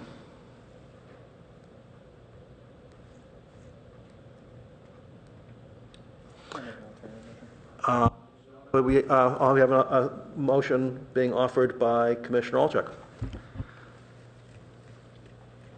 I would like to suggest that we recommend that City Council direct staff to incorporate this sidewalk discussion into the greater discussion that revolves around, I guess, our Palo Alto and the height limit. And I guess that implies that we would be recommending that they don't adopt the current draft ordinance. And I want to say that and the reason why I'm suggesting this is because there's a part of me that doesn't believe that the City Council has the political capital right now to have the sort of discussion that they need to on this issue. And I think that if we incorporate it into the envelope of our Palo Alto and allow it to be a part of a discussion that includes a lot of changes, it'll be a more complete process and potentially a more successful one. And I guess while I have the mic real quick, I want to add that there's sort of a medium point here, and many of these really small lots may get, consolidated, and it may be really difficult to look at a particular parcel and go, how would this ever get redeveloped if the sidewalk got increased and I lost some floor area? But another developer may look at a series of 4 or 5 or 6 adjacent parcels and see some much bigger opportunity. And so I think that this is I think when City Council directed staff to go down this road, it was a different political climate. Maybe. I don't know. But I think this discussion should be broader. And so my motion is that we recommend that they don't adopt this draft ordinance and alternatively incorporate this discussion into a greater discussion related to issues like height and density and potentially the Our Palo Alto initiative. Could you repeat that so I can get it down? So you recommend that not adopt the draft ordinance and instead incorporate this discussion of sidewalk. Microphone, please. And incorporate this discussion of the, I guess, sidewalk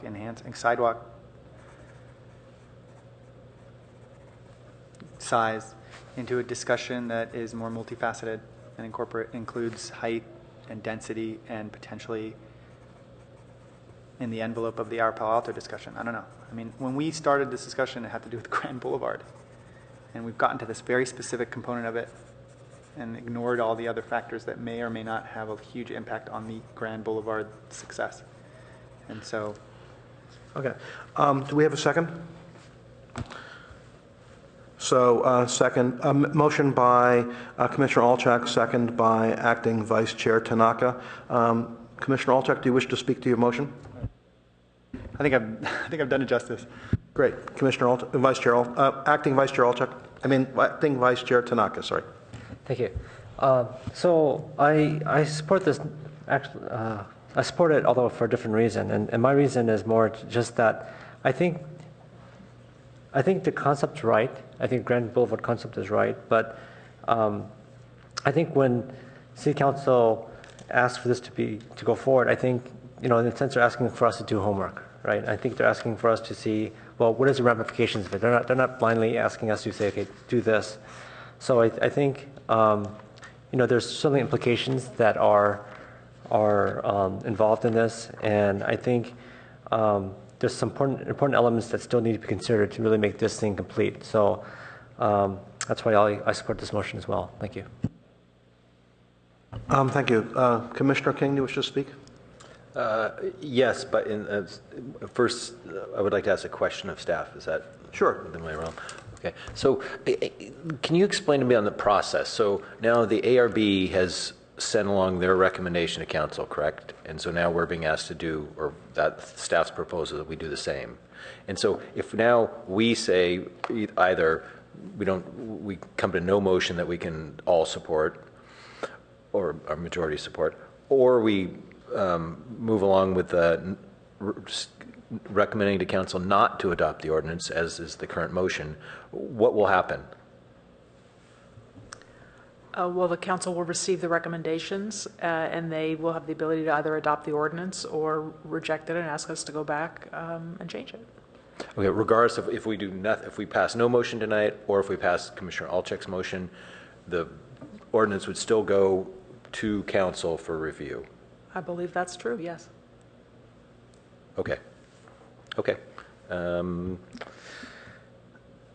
All right, then I'm hesitant to support the ordinance as it stands now, and I'm not quite sure. I don't have the information to even make reasonable person proposals for changes to that, and so I think that, and I apologize to staff because I know opening up a big discussion is probably, I don't think that was on your work plan for this upcoming year.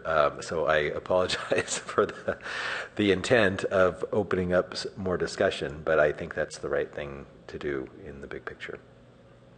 So. Okay, I'll reiterate that I think that we could have passed this ordinance and made some improvement as directed by the City Council with some minor changes to it. I think that this ordinance in and of itself would not that adversely affect property owners in particular, especially if we eliminated the reduction in FAR, then essentially it would be a design decision that we give more flexibility to property owners in terms of the build to, and we also give more flexibility to the ARB in terms of exactly how much setback that they would allow to have. I think that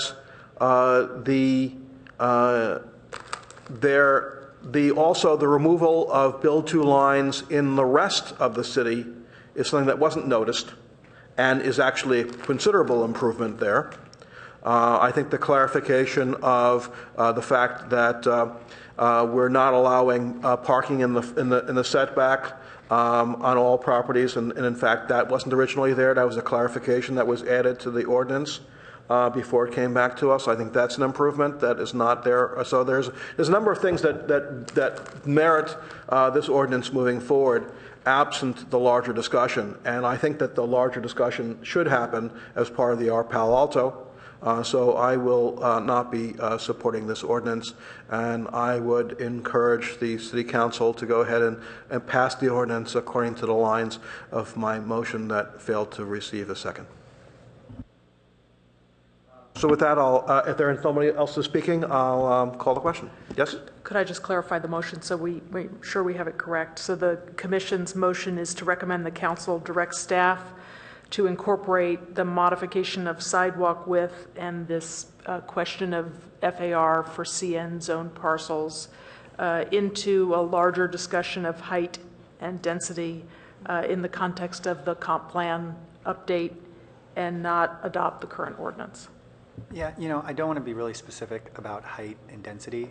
I think my goal, there's so many components that you could possibly consider when you change the development or redevelopment landscape, parking, build to line. I mean, the point is to incorporate this discussion into a broader discussion of how we could encourage development along El Camino in an effort to realize the Grand Boulevard Initiative. I don't want to say it's just about density and height. There are a lot of factors that should be considered. I just think it needs to be put in the envelope. So I was using those as an example. Okay, but can I try again then? I want to make sure I get this right. So the recommendation is that council direct staff to incorporate the modification of sidewalk width and this change to the CN FAR into a broader discussion of redevelopment along El Camino and the Grand Boulevard Initiative and not adopt the current ordinance.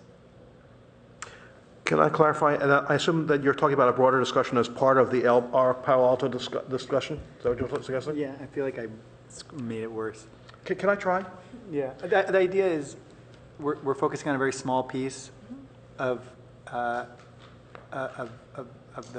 redevelopment options, and I think we should look at the big picture. So we had residents say, height should be considered in conjunction with this change, right? As a sort of, you're giving us something and taking something away at the same time, or you're affecting our redevelopment in one way, but you're enhancing it in another way. So I guess I would like to see, I think my suggestion is that we reevaluate this idea within a conversation that deals with a larger number of options, which we can't do now. So may I try to put words in your mouth by wording a motion for you? Absolutely. And see if you agree with it? So you recommend that the council not adopt a draft ordinance and instead incorporate this discussion of sidewalk depth or width with height and density and other development standards as part of our Palo Alto discussion to realize the Grand Boulevard Initiative. That's so beautiful. Okay. Actually, we prefer not applause and boos or something from the audience. Thank you. Is that the motion by the maker? Yep. Is that the motion accepted by the seconder? Okay, so we have affirmation on that. Any other questions before we move to a vote? Okay, then all in favor say aye. Aye. All opposed?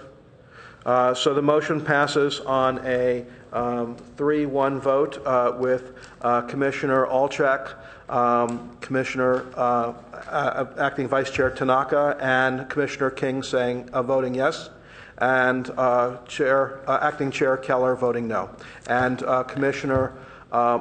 Chair Michael absent. Yes. Chair Keller, if I can just make one remark. At the outset, we said this was scheduled for the council on April 21st. Given the commission's action this evening, we may need another day or two to prepare our staff report.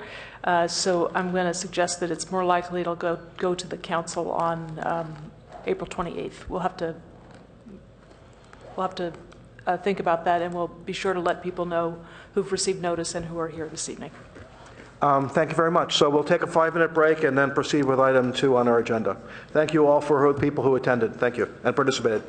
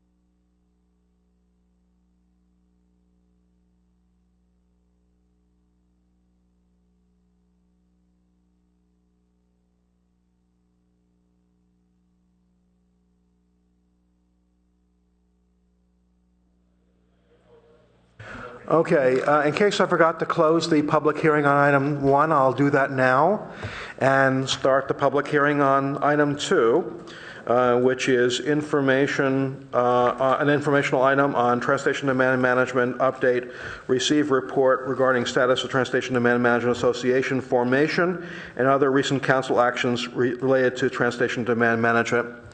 I guess yes?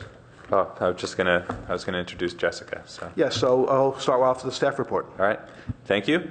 As you know, this is an item that staff has been paying a lot of attention to over the last year or so. And one of the fortunate things that we've had is we've hired Jessica Sullivan, who is, her official title is parking manager, but her real job is both parking and looking at transportation demand management solutions. And I would say it's everything is connected, and I think she's really bringing those connections to light. So she'll go over many of those things tonight, and I'll turn it over to her now. Thank you, Aaron. Good evening, commissioners. So the focus of, as Aaron mentioned, the presentation tonight is really, it's just a brief update on many of the initiatives that we received direction from Council on February 24th to kind of move ahead with. And I think as Aaron mentioned, we really are trying to sort of look at this big picture problem of parking, parking concerns and transportation demand as sort of one problem, and looking at transportation demand management and parking management solutions to address the holistic problem. Tonight, we're just going to sort of focus on TDM measures, but I'll give also a quick update on some of the other initiatives at the end, just because they are all related. So I think quick overview, obviously, transportation demand management really does comprise a number of different programs, many of which the city is making a lot of progress on. Tonight, we're going to focus mostly on the internal programs that the city is trying to promote with its own employees, including the Caltrain Go Pass program, as well as rideshare applications in City Hall, as well as the commercial downtown cores. The local shuttle program, and then also the formation of a Transportation Management Association, or TMA. So on that front, I'll just kind of jump into where we are with these initiatives. April is a really big month for us as far as RFPs go. We have a lot of requests for proposals that are either posted or almost about to be posted. The TMA consultant RFP is currently with purchasing and will be posted in about a week or so. So this is based on the council direction to launch the formation of a TMA that will primarily serve downtown Palo Alto initially, and then ultimately, hopefully, other commercial centers as well. As part of that RFP, we really are looking at a number of things in the consulting firm that we'll hire to help manage that process. One of the most important things will obviously be experience in TMA development and TMA consulting, as well as specialization in special funding districts, assessment districts, and then also transportation strategy and planning. So we expect that RFP to go out this month, and we will look forward to the formal kickoff with those folks in July of this year, once we have the council award in June. Part of the RFP is a target single occupant vehicle trip reduction of 30% by the first 3 years of operation. And we'll obviously be working with the consultant to help them, to have them tell us how that's going to happen, and if it's not going to happen, how close can we get to that target. So when we presented to council back in February, we sort of had a phased approach in mind to the launch of the TMA, and I think we definitely are still thinking about it that way. But one of the things that we've done in the RFP is make it so that we're trying not to be very prescriptive in how the consultant will do this project. Instead, we're trying to kind of give them outcomes that we'd like to achieve as part of the launch. And then by the end of their tenure, ultimately the TMA will be self-sustaining. So some of those outcomes are listed in that sort of first piece there. Development of a steering committee that will ultimately form the backbone of the governing structure of the TMA. The community outreach process, collecting data on existing and new transportation programs, developing a work plan, developing regulations for new businesses, development of transportation programs, and then ultimately creating the formal structure of the TMA. The next big initiative, I think, that falls under the umbrella of the TMA pretty closely is the expansion of the Palo Alto free shuttle program. Again, that RFP is currently posted. Proposals are due back at the end of the month from different transit providers. And the RFP is representing, it's a very big expansion compared to the routes that we have currently. So the next slide shows the routes that are being proposed as part of the RFP. However, we want to stress that the people responding to the RFP will have the opportunity to propose alternate routes or modifications to these routes. The reason that we need to have routes as part of the RFP is really to make sure that we get some sort of apples to apples comparison as far as the bids come back. I don't think I'll go through all of the routes tonight just to keep this brief, but if you do have questions, please let us know. The routes in blue and green are existing routes that the Palo Alto shuttle is currently running. The route in green is the Crosstown shuttle, which serves most of our commercial and residential kind of major centers. Then the blue shuttle is the Embarcadero shuttle route, which serves Caltrain. It's actually currently mostly funded by Caltrain, and we just pay a small portion of that funding. We're proposing taking over the route entirely as part of the RFP. One reason for that is that it will help us serve satellite parking potential options if we end up going down that route. Quick update on car sharing. We also have an RFP that's on the street now to car sharing organizations for 20 spots that we've allocated in some of our actually most highly utilized surface parking lots, as well as a Civic Center garage. So we had our pre-bid conference for that last week. We're hoping to get some interesting proposals from folks like Zipcar, City Car Share, to provide vehicles that members can use during the day in their trips around town. Again, that will also be awarded, those contracts will be awarded in June. The rideshare technology update, this was one of the programs that was presented in February as a sort of experimental project for us here at the city, trying to look at some of these new ride-sharing applications and figuring out, how do we incentivize people to carpool to kind of get over the idea of sharing a car with someone and really try to break those barriers down. So the first one that we're going to be sort of pushing out is going to be the To-Go app, which is by SAP. We're going to officially roll it out on Earth Day. We do have 1,000 user licenses that can be used by City of Palo Alto employees and then external users as well. So we can invite other companies in the downtown area to help to participate as well. And there's another app called Hovey, which is a slightly different take on carpooling that we're going to start rolling that one out after the To-Go app. The city also engaged with Caltrain after we got direction from council in February to opt into the Go Pass program for downtown employees for a 9-month trial. Currently, the program launched April 1, and I guess it's only about a week now. We've got 39 people have already opted in, which is great. It means they've turned in their city-issued parking permit and are using the Go Pass to commute to work. We're going to track how many people we get opting into that program and then kind of evaluate if we need to provide additional incentives to get more participation. So that's kind of the brief update on the TDM initiatives. Just to give a little bit more background too, since we did talk about how these strategies really are meant to be sort of a holistic parking and TDM management strategy. Residential preferential parking, the RPP stakeholder process is moving forward as well. We had our first meeting in March, at the end of March. Our second meeting with the stakeholder group will be in April next week.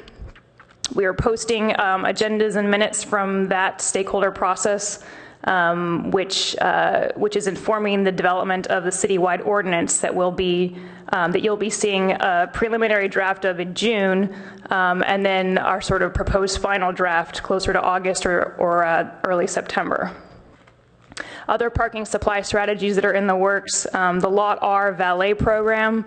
If anyone's been to Lot R, you probably have seen our valet guys up there. They're actually parking close to 30 cars per day on average now, which is good. We want to get a little more than that, but it's a good start.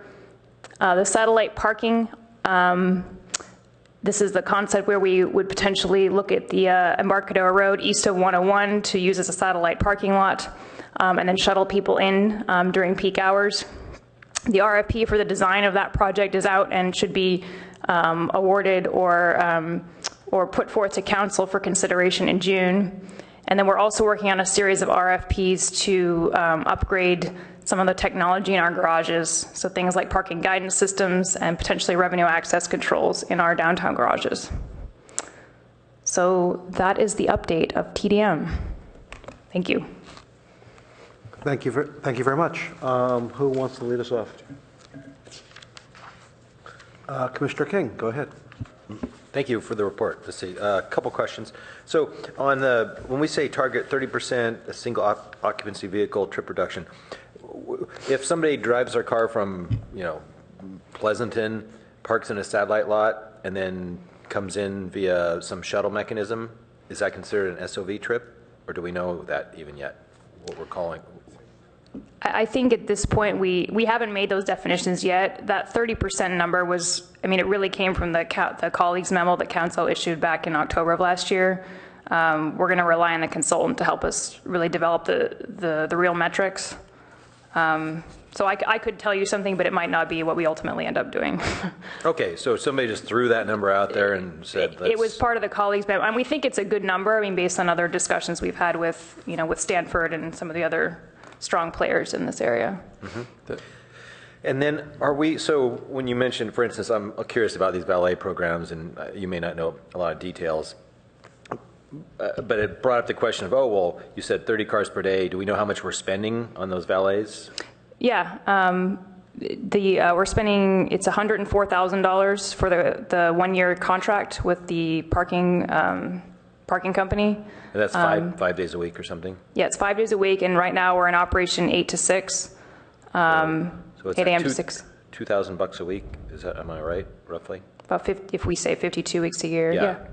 $2,000 a week, 5 days, $1,000 a day. So right now we're spending $30 to park each car. Yeah, right go ahead. I would add I think that's a good, back of the envelope equation, but I think I would add two things to that. Number one is just beginning, we're trying to figure out the right. And number two, it's not necessarily how much we're spending on this, but how much we're not spending on constructing another parking space. I totally understand that. But so the follow on from that is, I would assume and hope that we're then going to do an analysis of all our options that we can use, these are the most cost effective. That's right. And I think, we did receive direction from council in February to not move ahead, very quickly with new garage studies. And I think part of the reason is we really do want to maximize the use of our existing facilities before those conversations really push forward. So. Got it. And then and you may not know, I haven't used this valet program, but then do we explicitly say you do not need to tip these valets, or is it up to the driver? I've actually received a couple calls about that, and I've instructed people not to tip the valets. I haven't really received any other calls since they've started working. So we've explicitly stated you don't need to tip these guys. So if I drive in, does either a sign or does the valet say, we don't accept tips? Yeah. So and the way it works is it's only for the permit spaces. So you're free to the hourly floors, which are the bottom 2 floors, are still the same. Got it. The valet service only kicks in when the permit levels are full. I see. At which point they'll put out a sign which says, permit level's full, see valet on level whatever. You'll drive up there. Then they will direct you to park in the aisle. So then they will take the key from you. So it's not a true valet, and that they don't jump in your car. Got it. They tell you where to park, and then they take the key from you. And and give it back to you when you return. Got it. So yeah, I'm sort of in the minutia, but that Yeah. the valet thing is always fascinating me. And I know people will do anything to avoid tipping somebody $2 if they can park, somewhere without valet. So, and if we're spending $30 a car, we should certainly, we'd rather tip them the $2 ourselves and make sure more people use it. Interesting. Yes. Okay. Great. Thanks for the report. And the other thing, I know we're sort of an in the know, supposedly at least, target audience. But because I noticed on an earlier report today, we use a lot of acronyms in the stuff we're doing, and some of these are clear because of the title. Others, like TMA, doesn't really reference what that is, and some of the SOV. Okay. So to the extent that you can on these presentations, if you can put it down at the bottom, even in fine print, like definition of all the acronyms, so a member of the general public would feel more included in understanding the document. Yes, thank you for that feedback. Yeah, thanks. Thank you. First of all, I should say, are there any members of the public who wish to speak to this item? So seeing none, I'll open and close the public hearing. So your comment is that there are too many TLAs, which stands for three-letter acronyms? Yes, TLAs.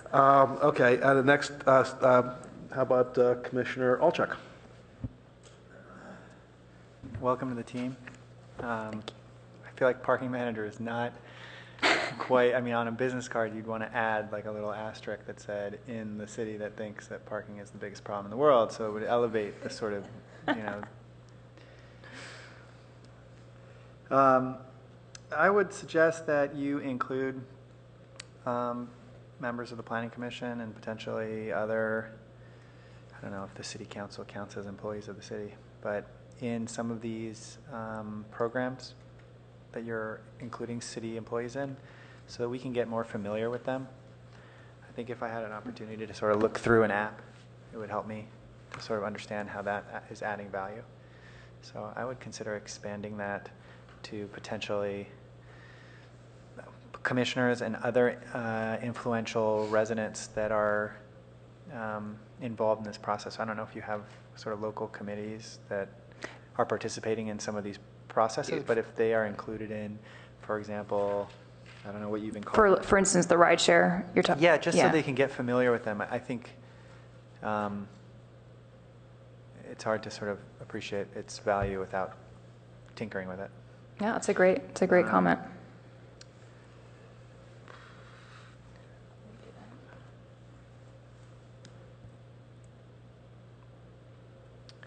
I'm just glad to be in the loop on this, and I'm encouraged that staff is sort of taking the initiative and really going after this parking problem.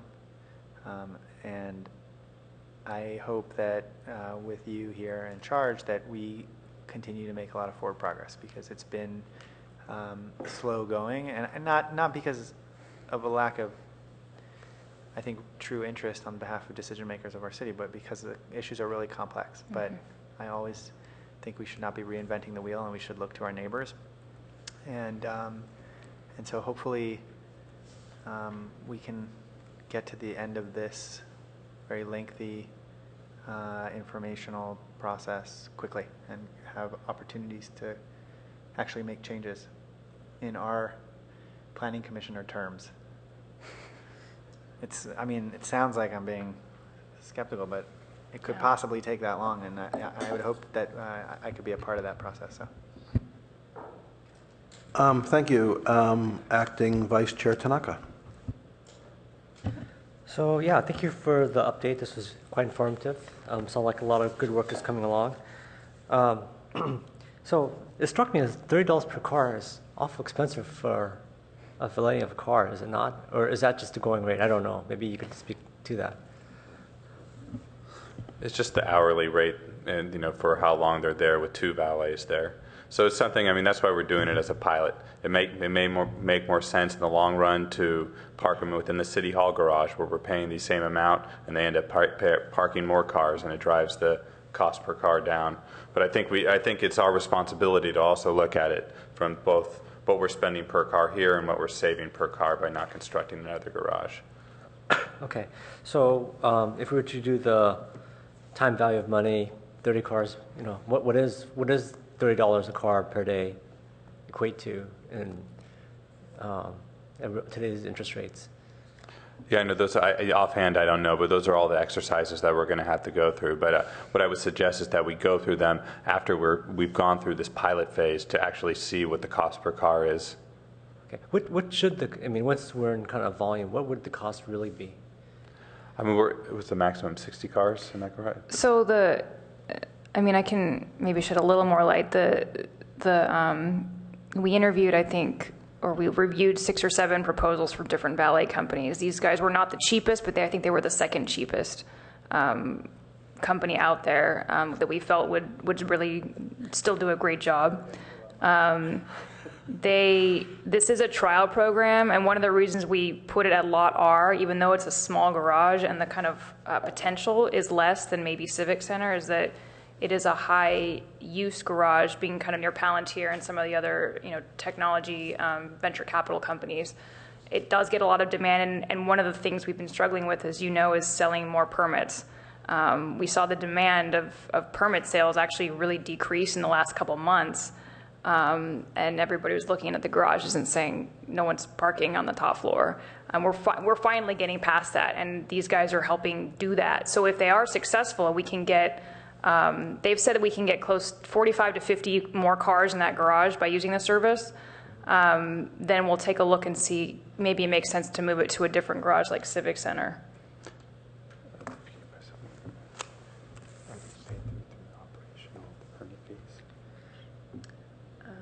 It's for the parking. Yeah, it's paid through the parking district.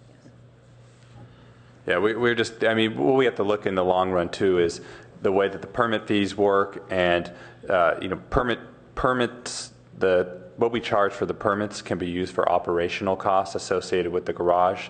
So to the extent that the valet is part of the operational costs, the permit costs from the over thousands of permits that we sell downtown can actually help fund the valet and the increased capacity. So it's not a general fund cost, but it's actually just an operational cost of the garage to maximize capacity of the garage.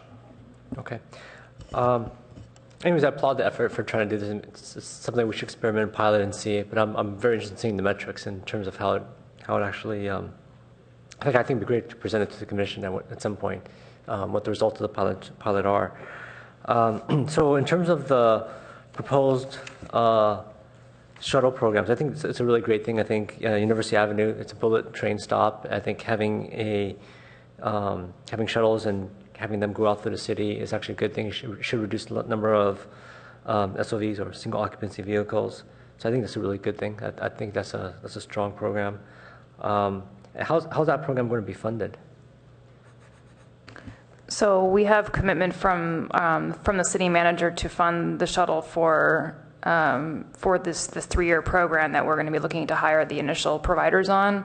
Ultimately, I think our goal is that the TMA will at some point be able to cover the cost of shuttle program. Would it be just for all? Would it be for all companies in that area, or would it only be for certain companies? The shuttle? Yeah.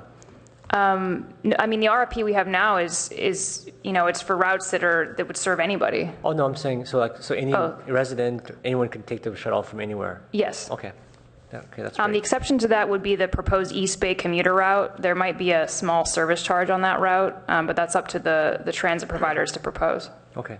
Almost out of time here, but can you talk a bit more about the garage technologies that you guys are implementing? Yes. So the garage, we're actually in the process of meeting with the parking committee stakeholder group to sort of develop the, what are our main criteria and problems we're trying to solve with technology. The first and I think most important component of the RFP is going to be parking guidance systems. So this is wayfinding for garages, and also the ability to show with signage. And potentially on a mobile phone, how many parking spots are that way in the Bryant Street garage, how many are this way in Civic Center, how many permit spots you have over there, that kind of thing. So this will hopefully prevent people from circling around and trying to find a parking spot on the block when there's one in the garage right there. The second component of that is revenue access controls. So that would be basically giving us the ability to, at some point, start charging for parking in the garages.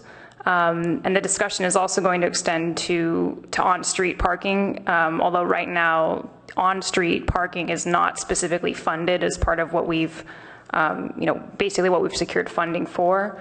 But the idea would be to start investigating a strategy for ultimately beginning to charge for parking in the garages, sometime in the near future. Okay, thank you. I think just in terms of revenue controls, I think it's a sensitive topic for all of the merchants, so definitely having good outreach is important.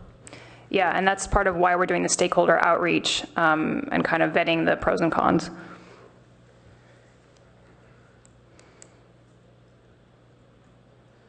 Thank you. So a couple of things. So firstly, I'm going to follow on to the math by Commissioner King. I think it's $2,000 a week, you said?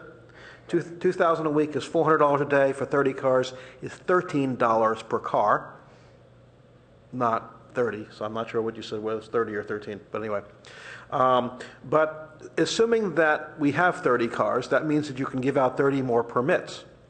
How much revenue would there be from those 30 permits? Or do you want me to do the math for you? Yeah, I mean, Aaron was saying it depends on whether they're annual permits or daily permits. Let's suppose that, for example, that they're annual permits, or quarterly or whatever. So then it'll be our 466 times, well, and the thing is, of course, we oversell the permits, so it's not. But you'd be able to sell 30 more, presumably, than you are now, yes, right? Correct. So how much are they per quarter? Per quarter, 176. So 176 times 4 times 30 comes out to 21,000. So therefore, a third of the cost, actually about 20% of the cost is covered by the ability to sell that many more permits. And if you increase it to, I assume the price is fixed even if you went to 60 cars. So if you sold 60 more permits, that would be $40,000, so it would be a significant amount of the increased cost, and that many fewer people parking in the neighborhoods. And the other thing I would add is that our, what I believe the number one buyer of our daily permits, which are $17.50 per day, is Palantir, and the number one user of that lot, and most likely the valet service, is Palantir's too. So actually that $17.50 per day more than offsets the cost per. So at the cost being $13 per car per day, and the revenue from one all-day permit is being $17.50, we're covering our cost that way. Thank you. To what extent are we considering Caltrain capacity in our TDM and TMA work? That's something that we're going to have to do. I mean, it's something that we're, as we're going through the Caltrain electrification EIR process now and looking at their capacity issues, that's something we're going to have to look at. It's not something we've come to a conclusion to yet, but over the next couple of years we're going to have to look at. Great. Well, I think that as part of the Caltrain electrification process, we should really push for grade separations for Palo Alto for all 4 grade crossings. In particular, things back up pretty fast especially on Charleston, but also on East Meadow and on Churchill. In terms of shuttles, it was mentioned at the City Council meeting, there was a question as to whether the red shuttle overlaps the 22 and 522 bus. That's true, but it also overlaps the 88 bus, which runs extremely infrequently, maybe once an hour. And VTA has been threatening to cut that even further from us. So the issue is that while El Camino is served, you can't get to El Camino easily from that, and also the VTA does not serve the Stanford Shopping Center. Samtrans does, but the VTA, our own Valley Transportation Authority, doesn't. In terms of the Embarcadero shuttle, it would be nice once we take that over to better serve Pali. Right now, Pali overlaps with the rush hours, and therefore students are driving because they can't necessarily get on the shuttle. To the extent that we might be able to double up a shuttle or two serving Pali, we can get more students off the road. That might also be good for serving more people who are working in the are going to be parking in the satellite parking. I noticed that some people have been writing the paper saying, don't narrow Embarcadero Road, you are not talking about the Embarcadero Road between 101 and El Camino. You're talking about the part of Embarcadero Road that's east of 101 towards the Baylands, for which there's relatively little traffic. That's correct. Yes, so therefore, adding parking there for the shuttle, maybe there's some issues about sightliness and compatibility with the bay, but it's not a traffic problem. So Correct. just to clarify that.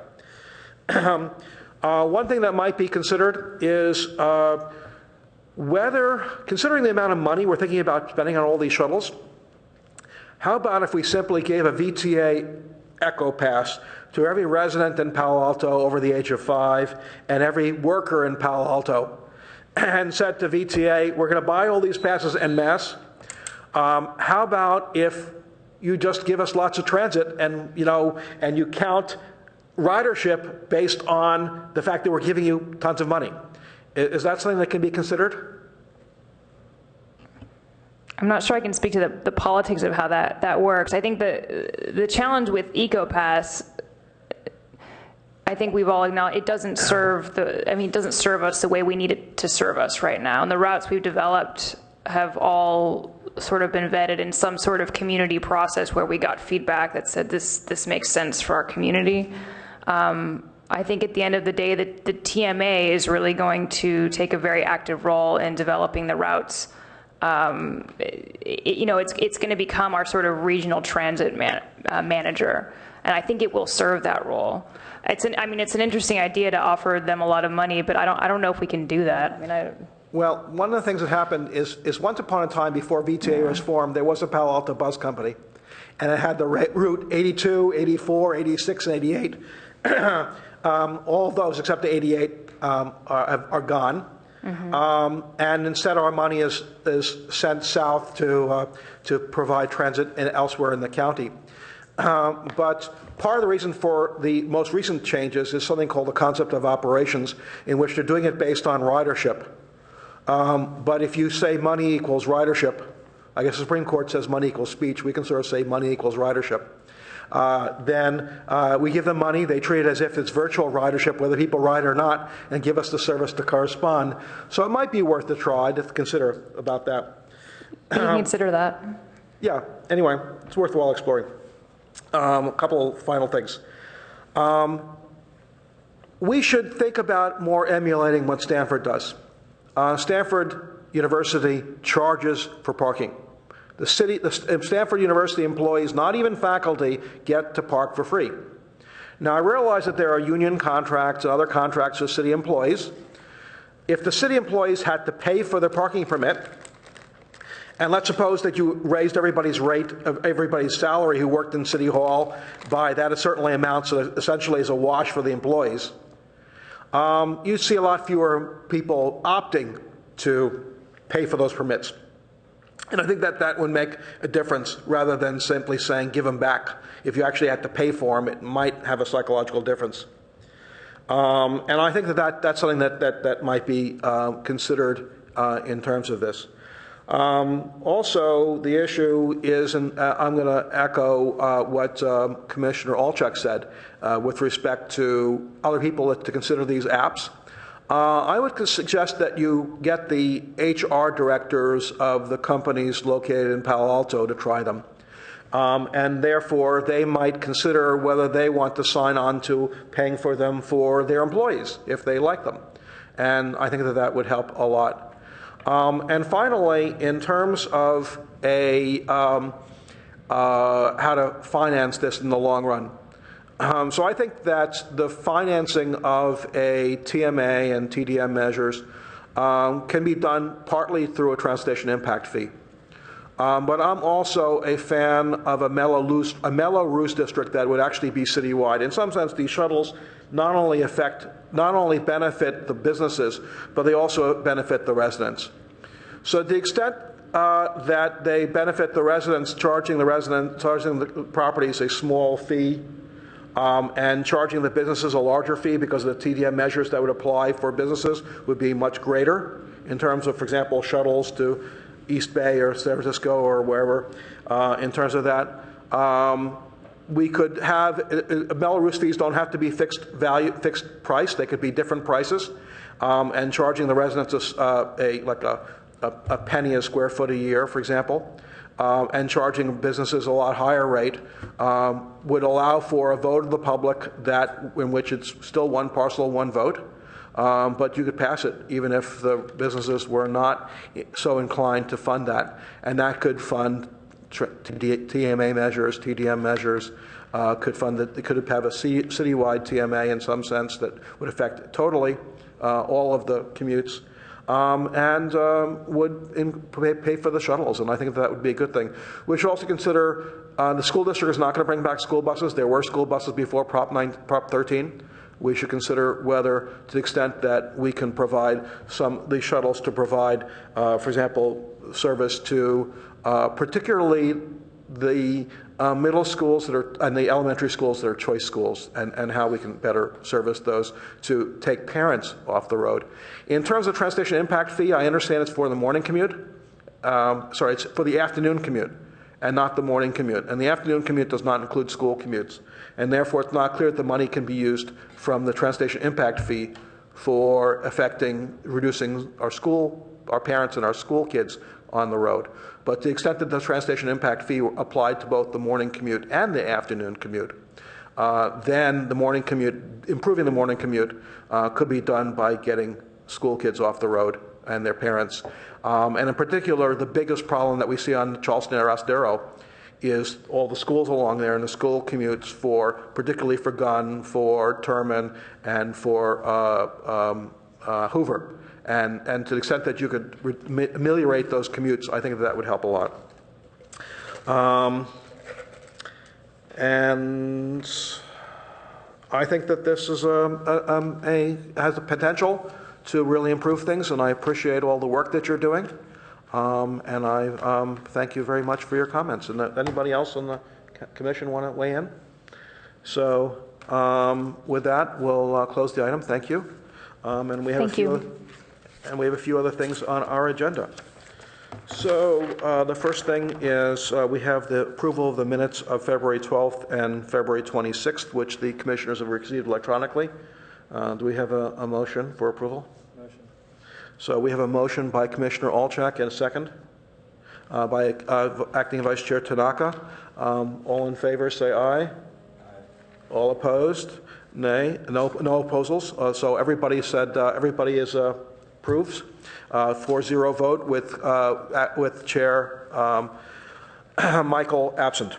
And do we have any commission staff announcements, updates, reports, or comments?